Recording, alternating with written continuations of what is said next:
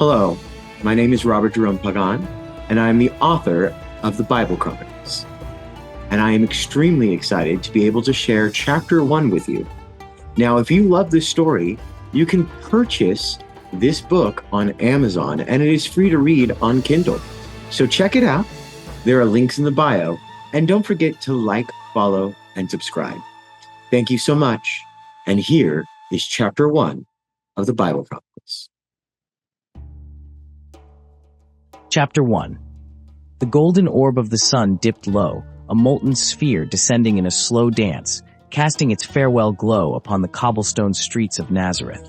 As the sunlight ebbed, warm hues spilled across the town, transforming its narrow thoroughfares into a canvas of amber and crimson. The air buzzed with energy. The hum of life felt like a lively community. In the midst of this vibrant scene stood Jeremiah, a spirited 12-year-old boy whose presence seemed to be infused with the very essence of the setting sun. His unruly brown hair caught the last rays of daylight, creating a halo that framed his inquisitive eyes. Jeremiah's steps echoed through the narrow streets, each footfall a note in the symphony of activity that enveloped Nazareth. With the waning light, the juxtaposition of Jeremiah's spirited presence against the backdrop of the town's age-old traditions became even more pronounced. It was a convergence, a fleeting moment suspended in the amber glow, a snapshot of a boy on the brink of discovery, eager to unravel the mysteries that lay beyond the confines of the narrow streets. Nazareth, a town steeped in humility, unfolded its ancient arms as a haven for devoted followers of Yahweh. The town's heartbeat was the pulse of spirituality, a rhythm that bound the people together in a tapestry of shared faith. The elders, venerable figures with weathered faces etched with the lines of wisdom, gathered in secluded corners to discuss matters of profound significance. In hushed tones, they spoke of the imminent crossroads that loomed in Jeremiah's path, a juncture where the weight of tradition and the promise of his own destiny converged. The town's traditions, like ancient scrolls, unfurled through time, pressed upon Jeremiah's young shoulders.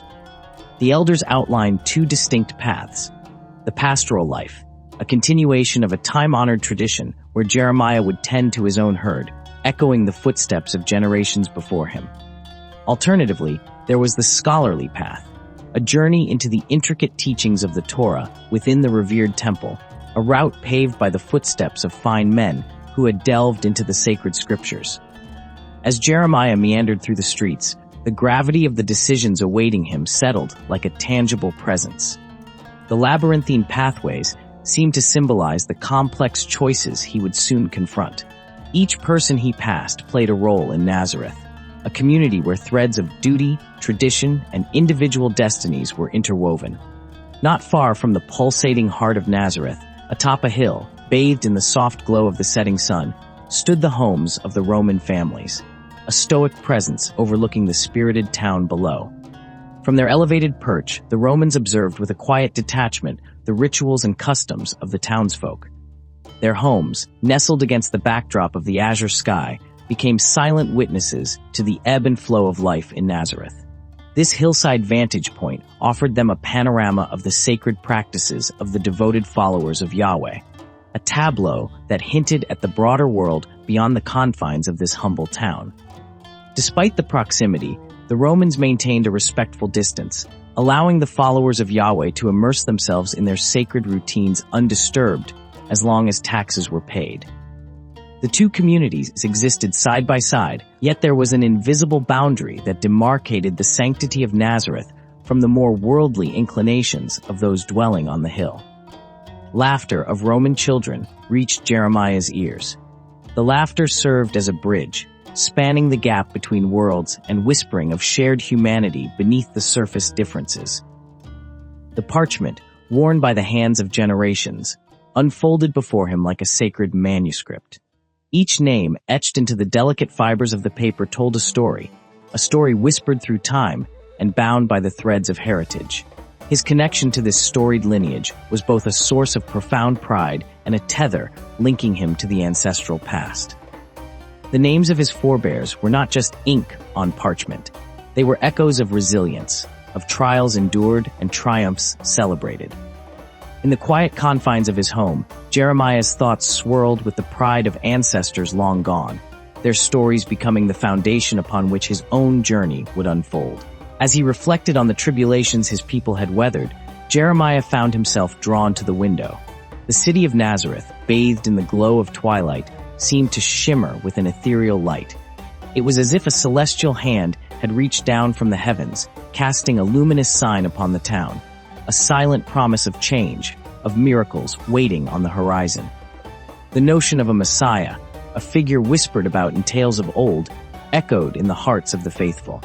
Since childhood, Jeremiah had harbored a profound sense that the era of miracles and transformation was imminent, a belief instilled in him by the stories passed down through generations.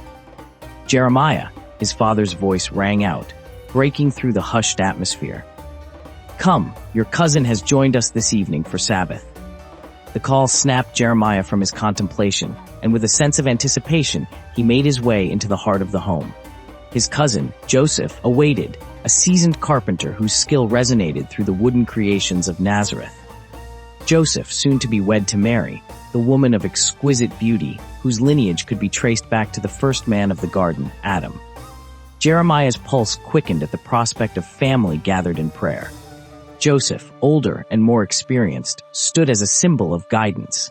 "Jeremiah," his father beckoned once more, "your cousin awaits. Let us join in prayers, for tonight the air feels charged with a promise, as if the whispers of our ancestors are carried on the winds of change."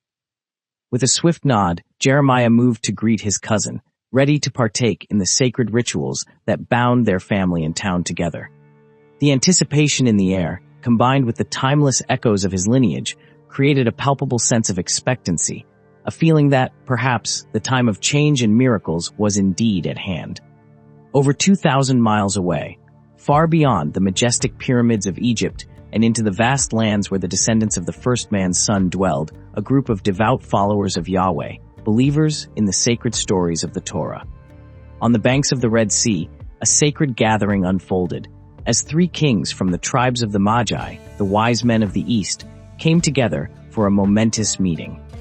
The men, known as Melchior, Jasper, and Balthazar, sat beneath the vast expanse of the star-studded sky, the very same sky that had, on this night years ago, bestowed upon them a vision so profound that it sent shivers down their spines.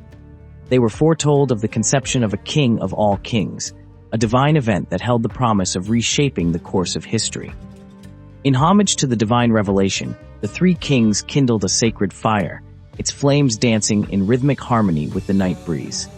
A ram, symbolizing the ancient sacrifice made by Abraham in lieu of his first son, was offered as a burnt offering. The scent of the smoldering embers waned through the air, a fragrant tribute to the stories woven into the fabric of their shared faith. As the embers flickered and the men sat in solemn contemplation, the air around them became charged with spiritual energy. It was then that a vision, a voice from the heavens, graced their gathering. The voice spoke of a divine mission, to prepare, to gather their possessions, and to embark on a journey northward. In 2 weeks' time, they were to set forth, carrying riches from their respective tribes, for they were destined to meet the King of all kings, the Son of God. With a profound sense of purpose, Melchior, Jasper, and Balthazar raised their cups in a solemn toast, their words of praise ascending to the heavens. Each sip was a communion with the divine, a celebration of the shared vision that bound them together on this sacred night. As they looked toward the horizon, the promise of a sign from God, a celestial guidepost, lingered in the air. The starry expanse above seemed to twinkle, and the three kings knew that their journey was not only a physical pilgrimage, but a spiritual quest guided by the divine hand. In the quiet solitude of her chamber, a young woman named Mary found herself in a reflective state. Her thoughts billow around the impending betrothal to Joseph and the sacred duty that awaited her, the duty that women gathered to discuss in hushed tones each month.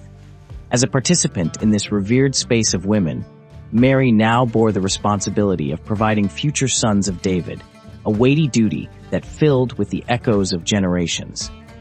In the midst of her thoughts, the room suddenly filled with an ethereal light, transforming the darkness into an otherworldly radiance. Before Mary stood a celestial being, a winged messenger of Yahweh. Far from instilling fear, the presence of this divine envoy enveloped Mary with a sense of profound comfort.